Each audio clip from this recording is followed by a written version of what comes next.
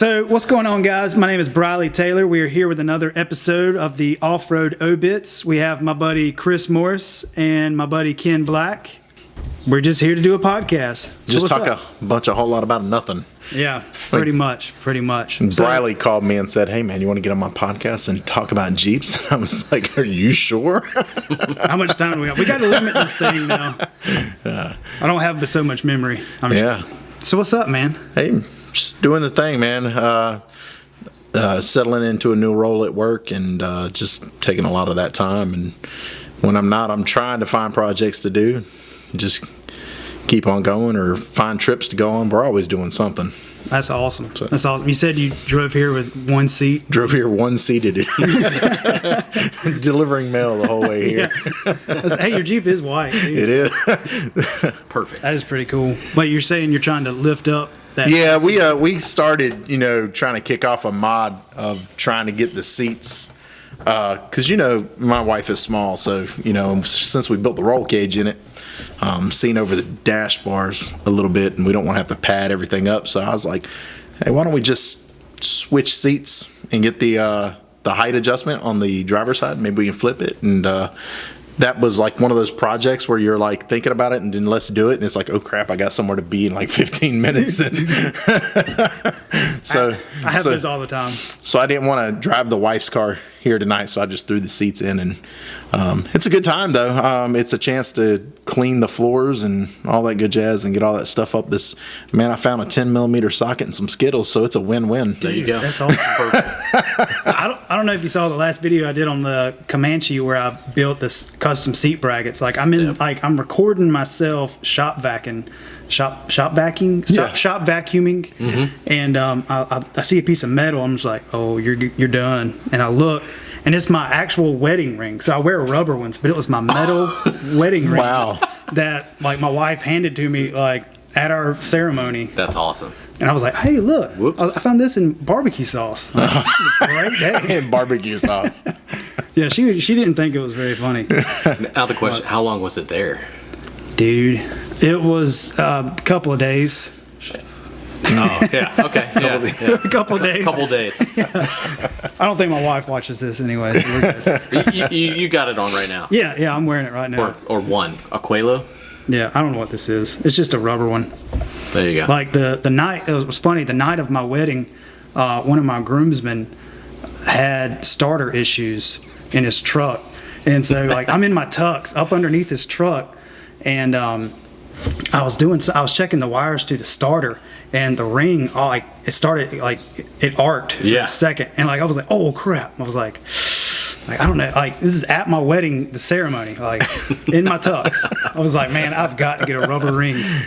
Come in. What's that weird smell? Yeah, smoke in his finger. I mean, it didn't burn me, but it was it arced and didn't shock me. So I mean, it scared me though, really bad.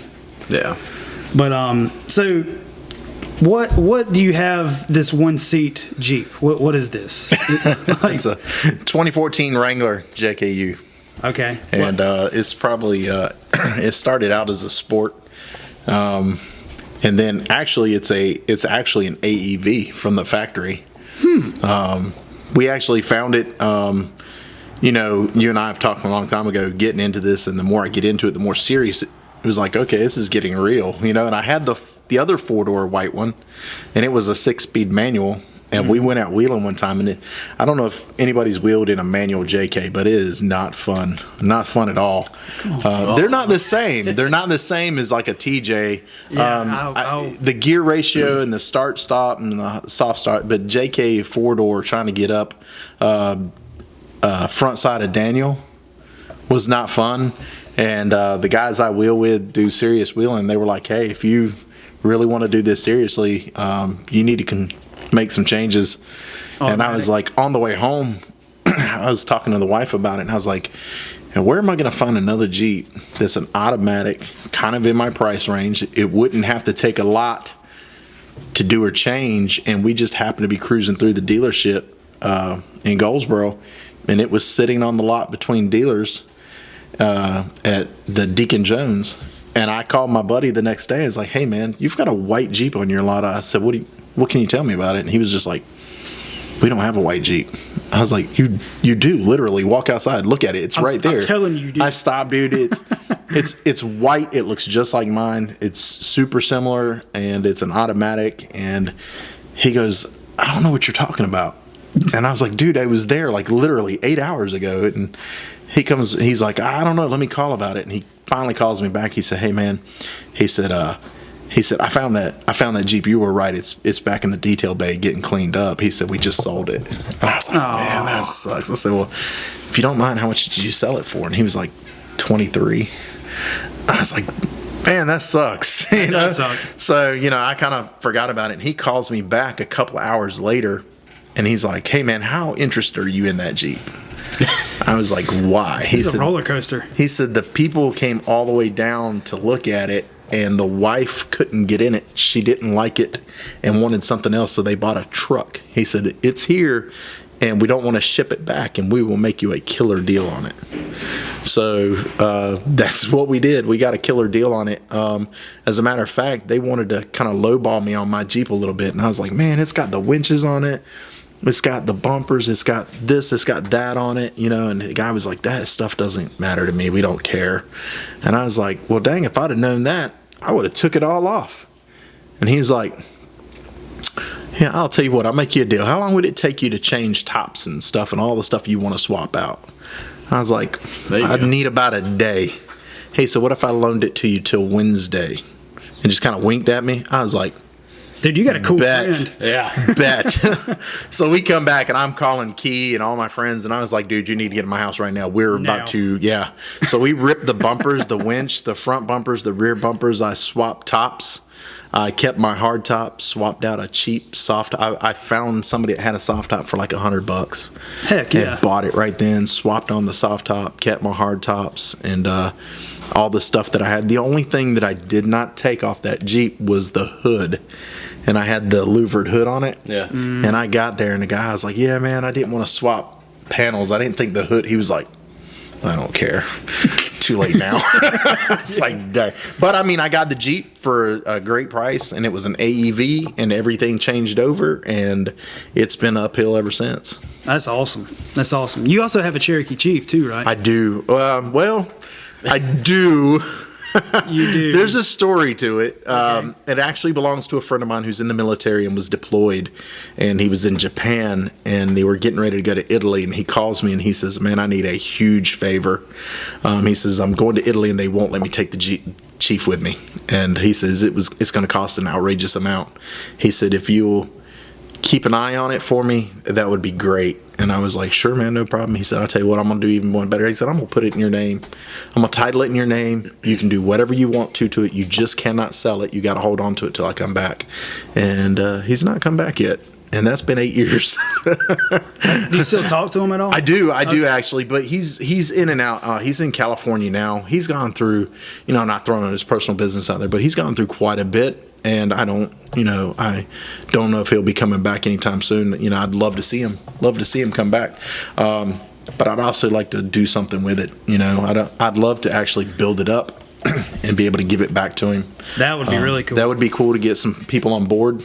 Yeah. And just like since he's been through so much, man, I would love to be able to give this thing back to him. Well, I'll help out in any way. Yeah, it's great, man. It's a 78 two-door Chief. Ooh. It's got the original 360 in it, the Quadra-Track, and all that good jazz. And it's super clean, man. You can shut the doors with your pinky finger. That's awesome. And there's hardly any rust in it that I know of. But the suspension kit on it is janky. Like, you want to drive down the road and the truck wants to go this way, the suspension wants to go that way. So. Yeah, I've seen a lot of those, like in that era of vehicles that are like modified. It's like angle iron. It's like shoddy wheels. It's like old farm boys. It seriously has like an 8-inch drop pitman arm made out of like square tubing. It is ridiculous. Yeah, those two that I have right outside that door. Yeah. If you go look underneath them, you'll be like, ooh. And you know what though is amazing is that these people used to build this stuff like that. Yeah. And wheel the dog snot out of it. I found some old videos the other day of these guys doing the Rubicon, and it was probably in the late 80s, but they're wheeling like old CJ, like what we would like Cherish stock, now. yeah, stock lift, stock CJs with maybe some wheels and tires on it. And they are just hammering through, and we're like, dang, man, we're doing that on JKs and air conditioning and 40s. And like, we are not men at that point. They're just like shifting with like a rattlesnake in the floor. I would love to do the Rubicon Absolutely. old school. Yeah. Like, I mean, I'd like to do it, in comfort. But I honestly think I would like to just get out and just like, hey, man, this is what you get. Like a CJ5 with Yes. like 32-inch super swampers. Yes. Actually, it would be really cool to see a bunch of the full-size Jeeps rolling down. That'd be pretty awesome. I mean, they do Jeep Jamboree every year, but if you think about that, that's ridiculously crazy. That's like a huge deal. It is.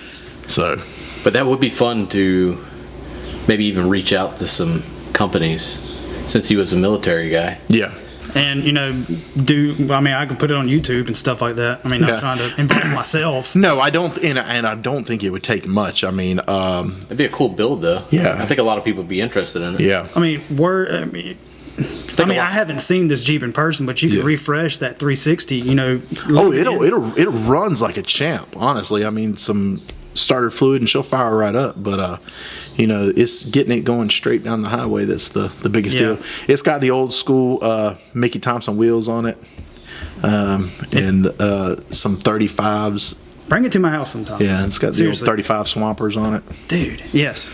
I've gotten into this swamper phase. Like, I want swampers on everything. He wants Yeah. to do that to my Yeah. Oh, Ford over there. dude, I used to think, man, Swampers, that's what guys put on Chevy trucks and old beat-up XJs and stuff like that. Thanks. No, I mean the beat-up ones. The ones that they, like, literally Like the cut. Yee Boys. Yeah, Yee Boy Swampers. That's what that was before you got your hands on it. And I used to think, man, those Swampers, dude, that is crazy. But to remember, man, like my youngest getting to an off-road was my dad bought a late 70s, early 80s Chevy Scottsdale, and it had Swampers on it. And it was like the coolest thing. When I remember it now, when he brought that thing home, I was like, man, this is Bigfoot. Yeah. It is huge. And now when you look at it today, you're like, man, Chevy square body on 35s, That's not much. Dude, know. hey, if you're not running 40s, Yeah. it's like, and I see guys that are running 42s. I'm like, man, I I can't am do it. so on the fence about going 40s. I know you're like, running- I want to do it, but I don't want to do it because the Jeep is built to be practical. I honestly built the Jeep with all intentions of driving it to the Rubicon and driving it home. So everything that I've done to the Jeep, it's not pretty. By no means are way more prettier trucks out there, but it's functional. All the money spent into the suspension and into the right things. And I want it to be pretty, but I also just like want it to be completely functional. I mean, we use it. We tow with it. We tow a camper. We tow a 16-foot camper with us. So That's I'll tow this thing to Uwari. We're not sleeping in tents anymore. We've gotten above that, and we bought the 16-foot camper, and I tow it, and we go to Uwari, beat up on the trails, and tow it home. I mean, that's what it's all about, man. Yeah. Like, yes, you could put 40s on it, but it would be a lot more miserable, I think. Like, not saying a lot more miserable, but like it would be. You're running like an equivalent to It's a 39. It's a BFG KM3 39, and I absolutely love that tire. But they are so hard to get right now, and they are so expensive to find them. It's like $600 and some for one tire. Yeah, they're nuts, man. Because everybody's going. Everybody's trying to get the 39s. Yeah, and they're built to not run at full tire pressure. They're built to run on low tire pressure. So a 39 aired down to what I run about 35, 34. It's 37 and like 3/4. So, but I tell you what, man, they work well. But it's time to change. I'm looking for something new. Just to kind of, that way I'm not completely a BFG fanboy and just be like, hey, I've had them forever. They work great. I want to be able to try something else so that I can honestly say, sounds like Yeah. some Mickey Thompson 40s. ooh, man, you are killing me. Just saying. You are killing me. Or swampers. So I've been on the fence. I've been on the fence about some Nitto 38s or some That. 40-inch I think Nitto's the 38 would be almost the sweet spot. And honestly, I guarantee you, if you rolled a 38 right beside, Dude, we have 39, pictures of it. We There. at JeepAffair when they had the group out there that had the booth set up. dealer lifts. Dealer lifts. Yeah. They had he's like, man, I'll make you a sweet deal. I was like, man, let me look at what those things would look like. I rolled them up. And Kurt Yusevich is just like, yeah, those look good. Man, you're killing me. But I do think honestly that 38 would be the sweet spot. And I think, as far as I can tell, like the Mickey Thompsons and the Nittos, those are pretty much your best balance and tires. That's the other thing. That BFG, man, sorry, BFG. But They ain't listening good. I've got a ton. I've got a ton of weight You're on gonna those get a things. comment. There's a few friends that I still have connections with, but I do love them. But they are so hard to balance out. Ever since I've had them, I've had a shimmy in it that I just cannot get out. And I don't know if they're just because the way they're made. These tires are meant to be raced. They're Baja tires. That's what they're meant for. So one of the reasons why they're so expensive to get is they're built in an old World War II bomber facility, and they're handmade, and they'll only make a run of them if they have enough orders. And usually they ramp that run up during like the Baja and the Mint, and they'll go ahead and push out all their tires. And if you're lucky to get a set, you're lucky to get a set. But it is. And I was doing good till I went to Uwharrie and had my dad with me for the first trip. And we were climbing the backside of Daniel on the slab pile, and it was wet. And I started going up the slab, and every time I go up the slab, I slide. And I was like, I'm not about to look bad in front of my dad. No, Daddy, no. So I smashed it and put a hole in the size of the tire big enough to put my fist in. Ew. Yeah. Did you find a replacement? I did not. Did you get it fixed? The tire fixed? No, I did not. You just had a spare? No, I did not. How did you get here? So I am running on a Nitto 38 spare tire on the rear. Just Right now? Yeah. There's a Nitto on the back of the truck. Okay. I didn't know So that. it's just like, that guy has, All right. he has a hard time making decisions. Hey man, you got to do what you got to do. I do. I called my contact at BFG and I said, hey man, I need a tire. And he's like, I hope not right now because we don't have any. Okay. And then another buddy of mine's like, hey man, I got a brand new Nitto. Brand new. He said that they sent it to him and it had a blemish in it. And they told him to keep it. He's like, I'll give it to you for $120. Whoa, hey. So I'm like, Sold. yeah. Done. Hey man, it's rubber. It gets me home. That's Dude, all that yeah, matters. It works. Who cares? Yeah. You got to not care Yeah. at some point about stuff. But I tell you a tire that I missed that I wanted to run and I never got my hands on any because they didn't make them very long was the Blue Label Crawler. Yeah. I wanted some of those so bad for my Comanche. Dude, they look good and they stick so good. Even on the East Coast they stick. It's Yeah. just like you'll see them and this is like, man, but I mean honestly, BFG is a great tire, especially when it comes to Jeep. That's synonymous. Yeah. That just old CJ on BFGs, KO2s, Yeah. or even the original crawlers, the original KM Yeah. crawlers. Yeah. Or All right, here's one. I don't think you hear it a whole lot. Maxis. Maxis. Yeah, so I don't know, when I really started liking the XJs, I had a buddy, he had the Maxis Bighorns. I think Aaron's talked about this Yeah. before. On 35s. I don't Yeah. think they make them anymore. I don't think they do either. no, I think when it comes to Maxis, you're seeing a lot of the like Trepadors and stuff like Yeah. those. And what's the other ones? That I is got them a on my truck. super aggressive. That is a super the- aggressive tire. The what's the other one? The Razors. Yeah. The Maxis Razors. I like those. Yeah. I was wondering if they were a good tire or not. I have them on my F-250. I found every once in a while I'll just go to eBay and just look at used tires. Mm-hmm. I found a brand new set of 38-inch, like 1350 for a 20-inch wheel, Mm. the Maxis Razors for like $1,200. Wow. They still had nipples on the side. The guy put them on his truck and they were too big, and he took them off. So I was like, I'll tell you what. You remember the Toyota? Mm-hmm. It had Mastercraft Coursers on it. oh yeah, Those were. I had Mastercraft Coursers on my Gecko Green Gladiator. That's- Those things were awesome. That is the one truck I wished I would not have gotten rid of. What was it? Was it Tammy? Tammy, trailer trash Tammy, because we built so we could do a whole podcast on Tammy. I mean, there's a whole story on Tammy. That's awesome. But we call her trailer trash because we took the bed off of it and put the old M416. Remember that trailer I had? I bought that as a trash trailer for $500, and I was on the old Googles one day, and I seen a Tacoma called the Taco Chaser, and it is a company that put those M416 style beds on it, and I was like, man, that is sick. I wonder if it'll work. I made some measurements, and next thing I know, I'm calling everybody. I'm calling Zach. I'm calling Steve, and I'm like, get over here to my house and bring your welder. So we actually built a subframe that sits on top of the frame. That's awesome. And put that M416 on it. And I know this is a side note. I'm at a gas station one day, and the M416 on Tammy had a V-notch in the back of it. And this old guy standing there at the gas station one day, and I'm getting gas, and he's just kind of cocking his head, and he's looking at the Toyota, and he's like, is that an M416 trailer? I was like, yeah, it is. He's like, yeah, we used to use those when I was in Vietnam. He said, dang. And that 416 actually is a 1969.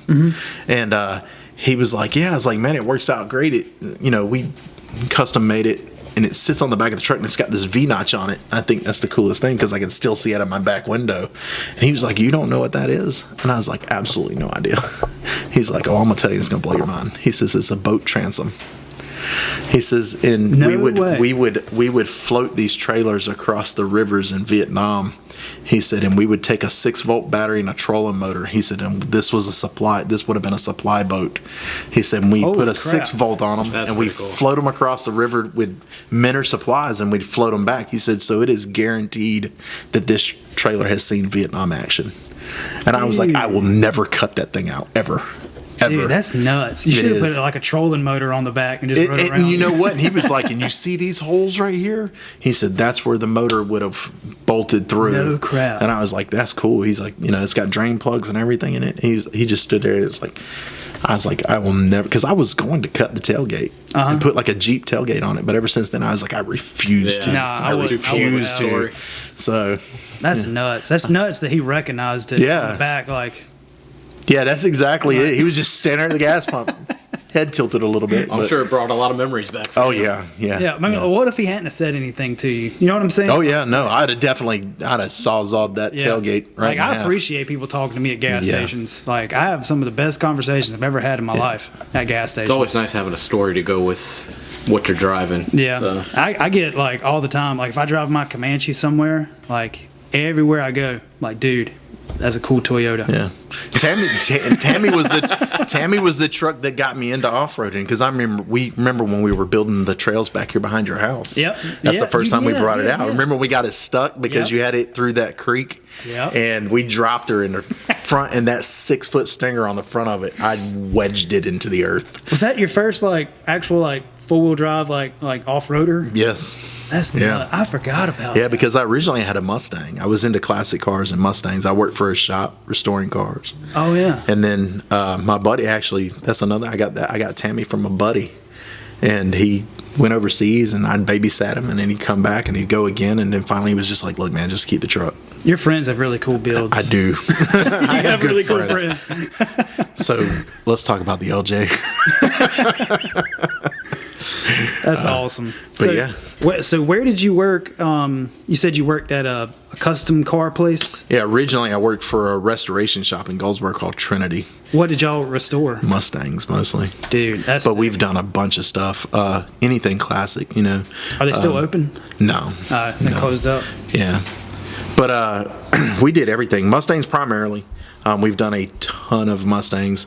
GTOs, Chevelles, all the old stuff. So, I started over there when I was about 18. Dude, that's sick. And just, I did everything from upholstery to paint prep and electrical and everything like that. And actually, I had the Mustang.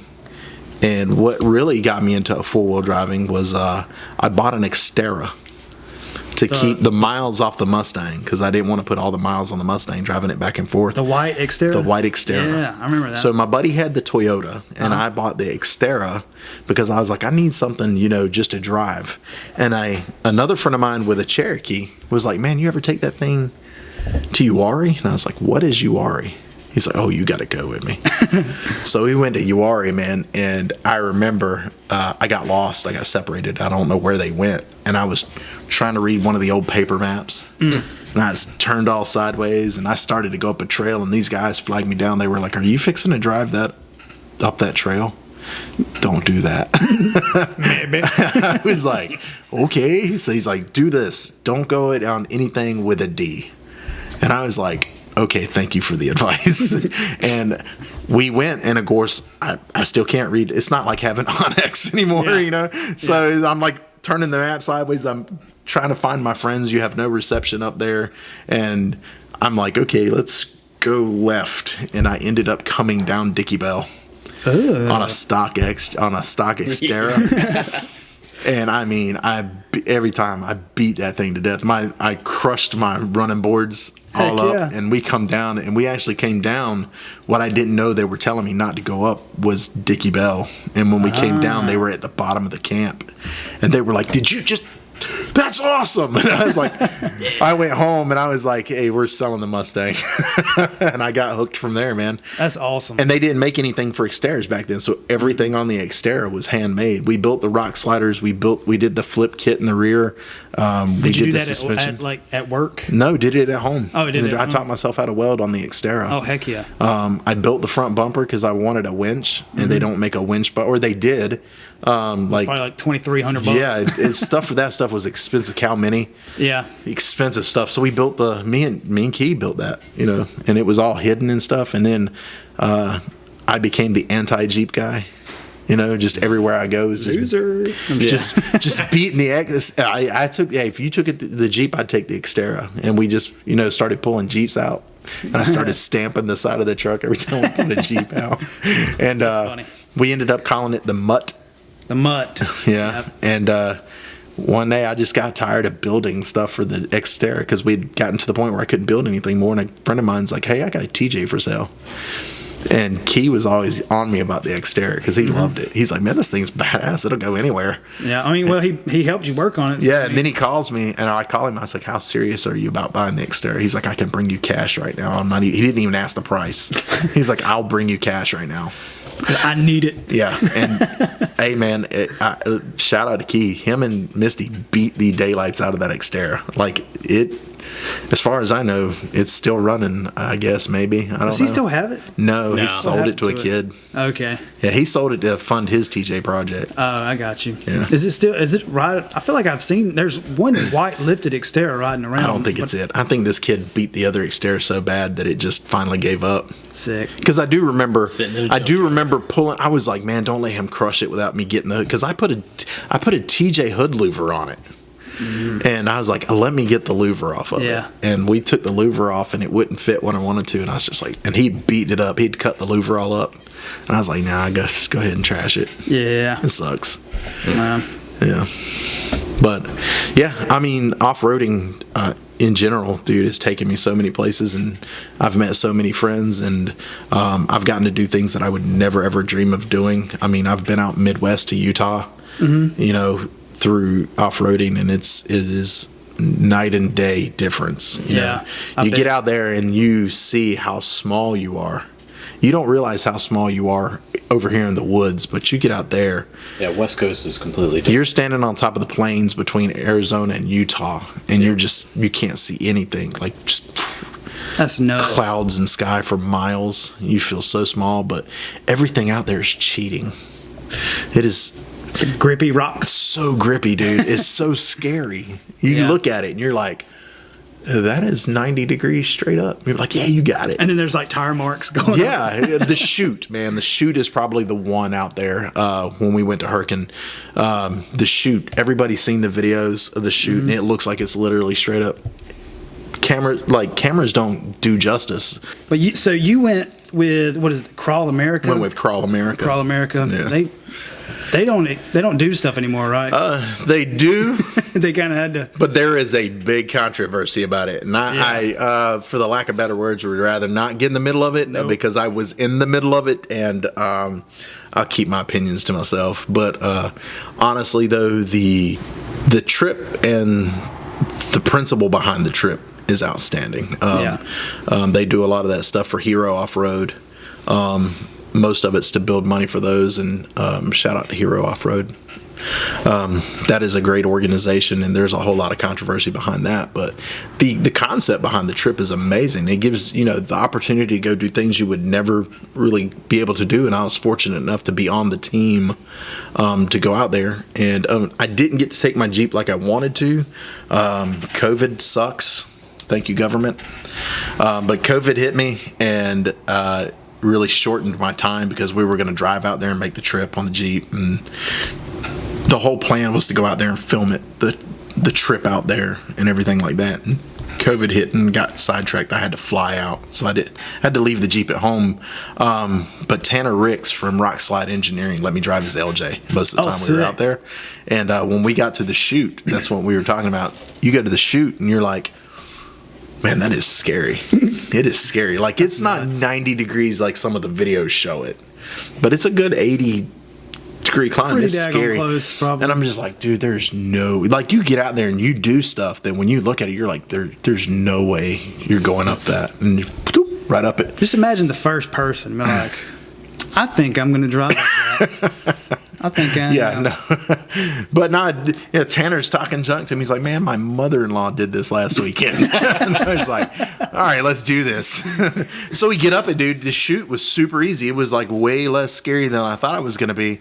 And then we get to the top. He's like, hey, make a left right here and see that ledge? Go up that ledge. And I was like, okay.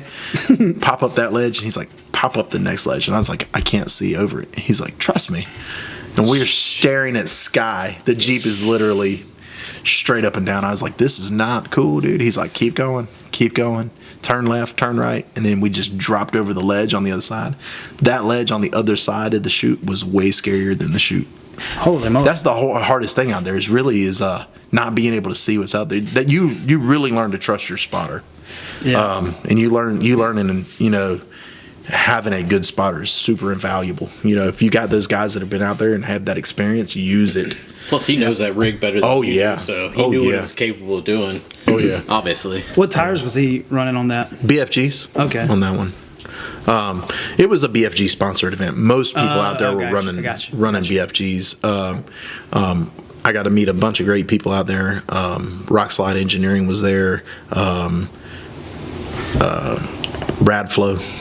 That dude from Radflow, if you ever get a chance to talk to him, if you bump into him, Glenn Klassen, sit down and talk to him. He's got an incredible story. He started that company out of his garage. No way. Yeah, he's like the Steve Jobs of off-roading. That's awesome. That's sick. I like people like that. Yeah, and he's just full of advice, man. And he's got a cool accent. So. Oh, that's even better. Yeah. That's even better. And then Ultimate 9 at the time was Chris Meehan, the Australian. So if you ever get a chance to him, he's got a cool story too. So, but either way, it just gave me the opportunity to meet a bunch of people and to drive places that I wouldn't never get to drive before. Weren't able to take your Jeep, the networking is priceless. Absolutely. I've made friends for life. It's awesome. And that's what it's about. I mean, that's what the whole concept behind Crawl America was to get you out there and get you networking and get with your people. Yep.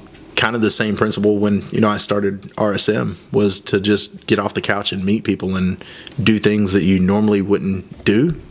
I got tired of watching YouTube and saying, man, I want to do that. Like, why can't you go do it? Yeah, just go do it. Yeah. So if you got a Jeep and you're on the fence about doing it, just go do it. Go do it. Go do it. Cut your frame directly in half. Stretch it. Shorten it. Just full send. 2 or 3 inches, either way, it doesn't matter. Just do it. Well, that's the thing that I learned too. You can run out there with a super modified rig, and that's cool. But you forget those guys came. A lot of those guys didn't jump into super modified rigs. Everybody started somewhere, and the best thing to do is start stock.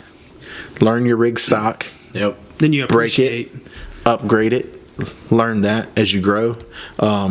You can have the baddest built rig. You know, you get credit card wheelers who come out and build $100,000 rigs that have never been on a trail. Yeah. And they've got beautiful trucks, but they can't drive them. The truck drives it for them. And then you've got a guy who's driving a World War II CJ, CJ1. No roll cage. Yeah. No roll cage, just wearing a pair of gloves and just beating the dog snot out of that Cigarette thing. in his mouth and Shout that's out to it. Jimmy Jones. Yeah. That Reminds me dude. of Stephen Key, though. Yeah. Oh, yeah. Almost socked TJ, just rah. Yeah. He can drive that Jeep. He's definitely driver mod for sure. That's our Mountain Uber right there. Yeah. That is the dude that that Stephen Key is the definition of hold my beer. Yeah. Dude, the donut contests are always like, if he wasn't a part of like the JeepAffair like committee, he would win, I believe, every donut contest that we've ever had. Because he'll blow it up. Dude, he does Put on not a care. show. Yeah. He does not care. Nope. Like, it's like that motor is built or not. It's made to be like rev limiter. Like, Yeah. That's probably why the Xterra didn't live a long life. it lived a fun life. It did. For sure. I can guarantee that. It didn't have fun, but I'm No. There's videos of him just sinking that Xterra in like 8-foot deep mud. probably at. Did you ever go? I don't know. I think I saw pictures of that Xterra at the. What were those Hills, the clay backyard? pits? And Oh no, LaGrange? yeah, the clay pits in Lagrange. Holy oh crap. man, that is where everybody learned to wheel. That's where my kids learned to drive. Yeah. Was in the clay pits. But yeah, that takes he's me out there back. digging holes, just drilling. Oh yeah, we've been out there, dude. And every time we go out there and we damn near rolled the Toyota out there one day.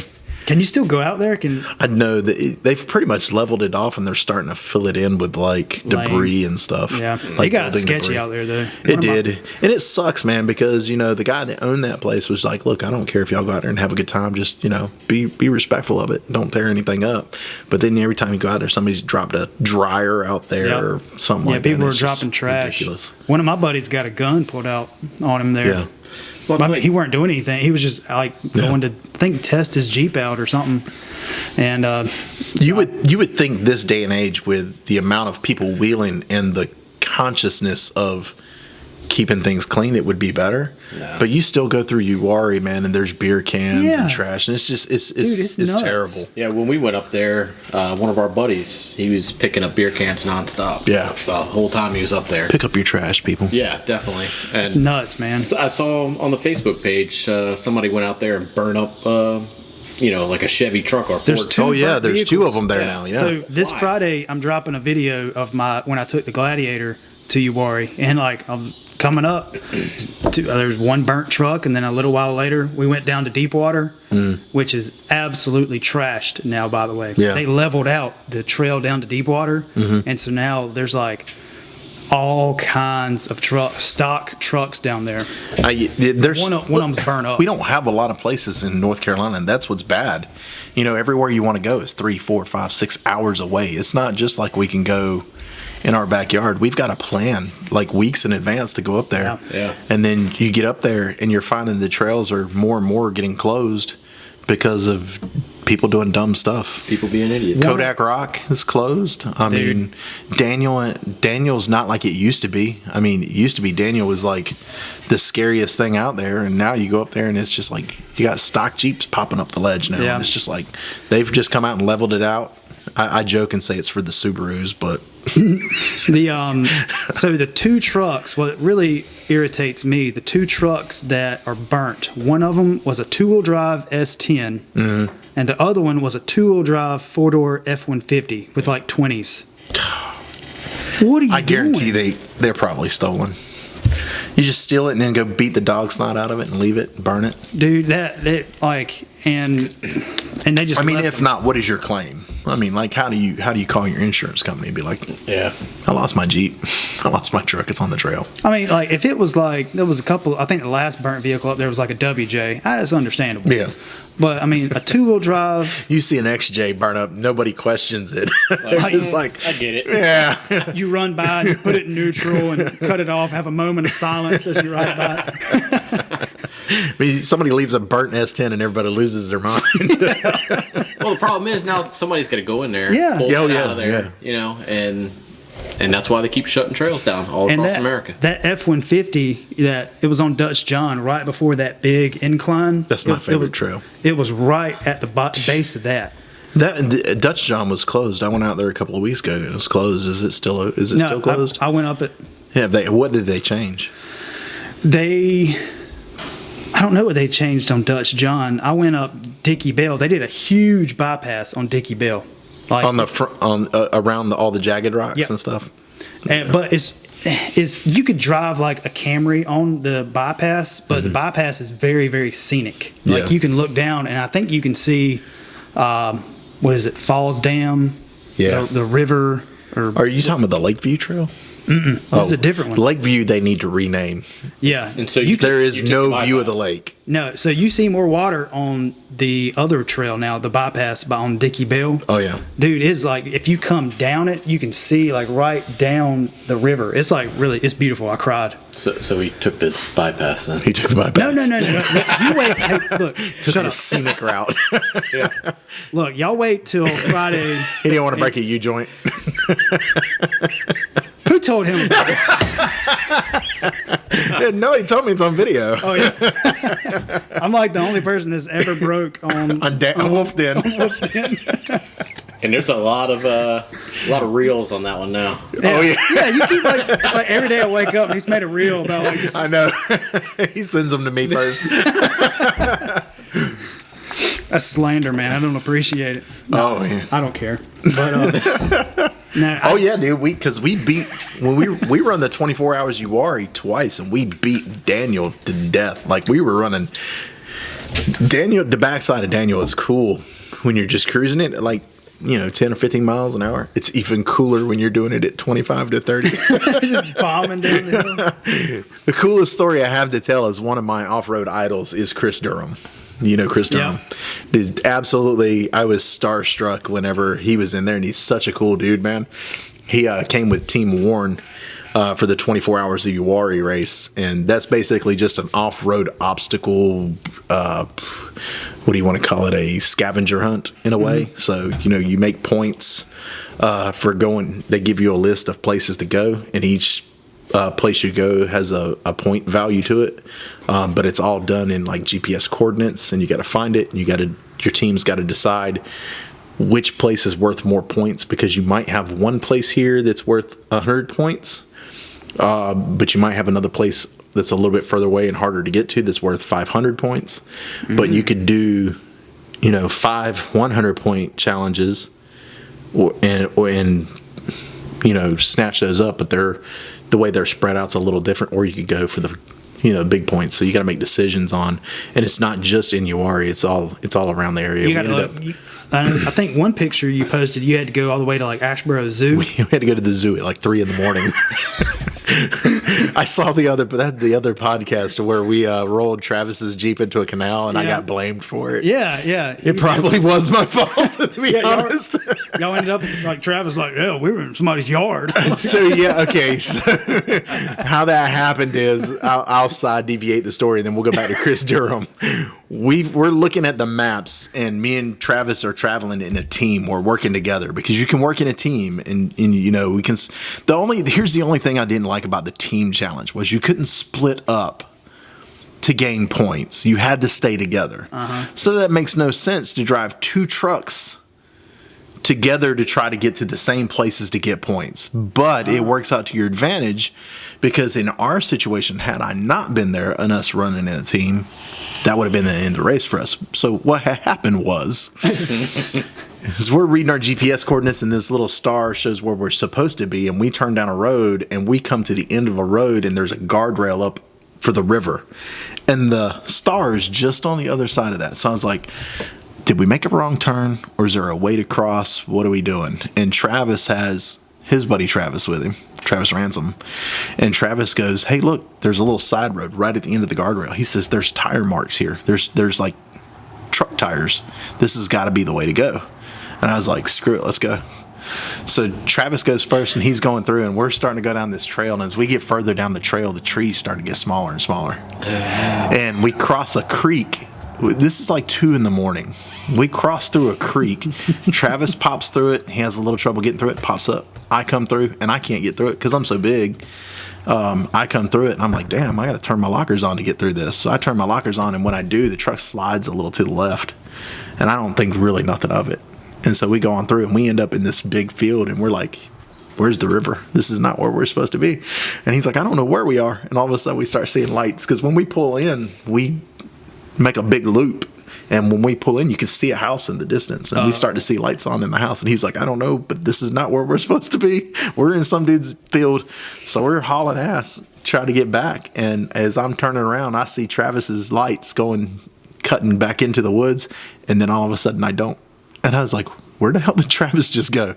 And I get up, and when I come up, he's laying sideways in the ditch. And I was like, oh no. And so luckily it turned to be out. It was probably about like an 8-foot deep drainage canal, and what had happened was only 8 foot deep. Only 8 feet deep is when I come through and had to kick my lockers on. I washed out part of the wall. It is your fault then. It is my fault.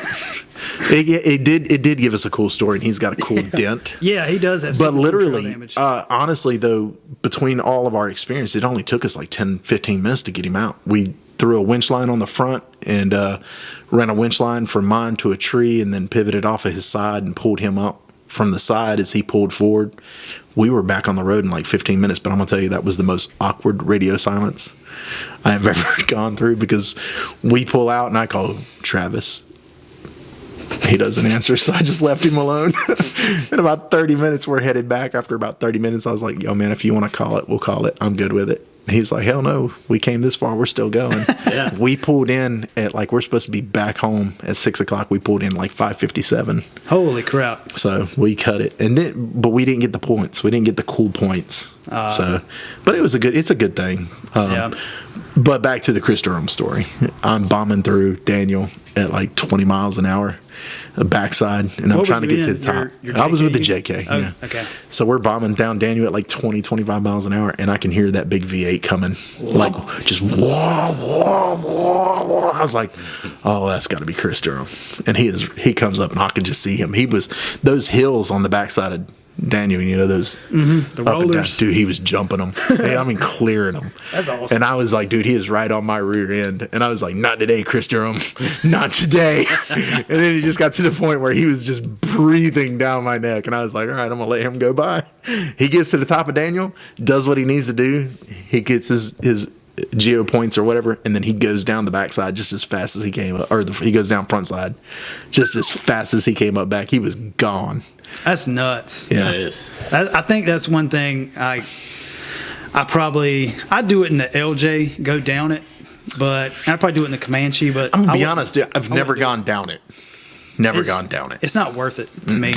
You need a roll cage in that Comanche. Yeah, I do need a roll cage. This summer, I tried to come. I went down it to turn around and come back up, and I'm coming up that middle line, you know, because you got the far right with the big wall, and then you've got the medium line, and I'm coming up the medium line, and I'm like, I don't want to be. I don't like where I'm at. I need to move over a little bit, and I go to move over, and I cross the track, and the Jeep went on its side, and that's probably the scariest position I've ever been in. What happened to you on the front side of Daniel? You'll have to find out at Friday at 2 o'clock, sir. Ooh. I'm not giving you any more leverage than you already have on this.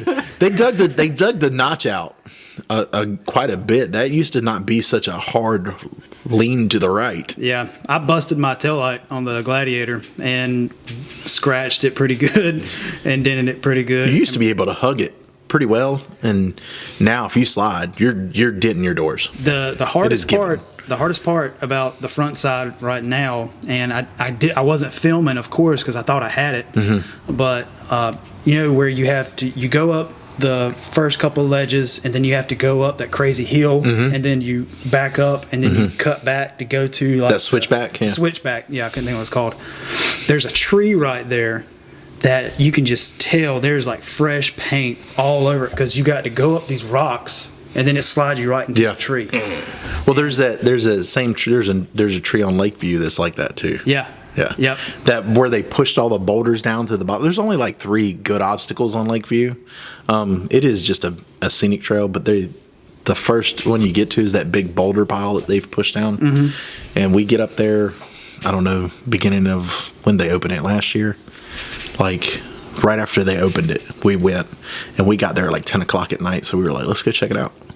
And we get down there and in the dark, things don't look as bad. So you can totally do that. I was like, yeah, let's do it. I'll be the first JK up this thing. And I did it. I will admit, I did not get all 4 tires up it. I got the front all the way up that, and I notched that tree with my hard top. And I was like, I'm laying in it, and I'm almost up vertical. And I've got it up, and he's like, all you got to do is put your passenger side tire right here. This is all you've got to do is just put it right here. It's easy, man. He's like, you got this. And I get it up there, man, and I'm on it. He's like, look, I'm either going to bust this hardtop or I'm going to flip this Jeep backwards, but I'm going up this. And I get it. And I finally get up where he needs me to go, and I'm going, and I'm 2-footing it.